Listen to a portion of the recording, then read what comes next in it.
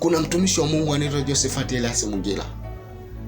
Mtumishi yule mimi hapa najua wapi aliponitoa Josephat Elias Mungila, kwa sababu ni mtumishi ambaye hapendi mambo ya kipuuzi hata siku. Hapendi. Hana maswala ya kubembeleza kwenye maswala ya Mungu. Unapokuwa wewe ni mtumishi wa Mungu, simamia kile Mungu alichokupa, simamia kile Mungu alichosema na wewe, simamia kile Mungu alichokutuma useme. Sio unaongea kwa kumpamba mtu ili upate kitu. Mtumishi wa Mungu unayepamba watu, mtumishi wa Mungu unayejitengenezea mazingira ili watu wakuone mwema. Mtumishi wa Mungu sio cheti. Utumishi wa Mungu ni wito.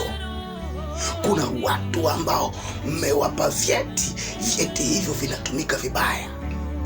Kazi yake mchungaji mwanzo mwisho. Haleluya, haleluya, haleluya.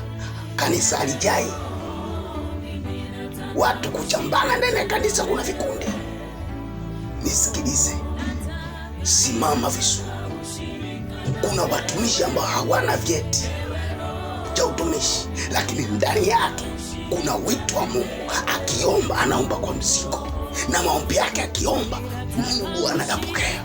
Hao watu ndio watakao wasimame kuiongoza huduma wa kanisa. Sio mnaweka mtu kwa ajili ya cheti, mnapoteza wito wa Mungu aliowaitia. Na ndio maana siku hizi watumishi wa Mungu mwanzo mwisho kazi yake. Haleluya, haleluya, haleluya. Pokea. Upokee nini? Utapokea kitu ambacho hujakitengeneza. Utapokea kitu ambacho hujakizalisha. Utumishi wa Mungu ni wito, na mtu alioitwa kwa utumishi wa Mungu hapa chini umsumbue hata siku moja. Akitamka inakuwa. Leo kuna matumishi wa machawa, watumishi wa mbea, afu najita mtumishi wa Mungu. Si uache utumishi.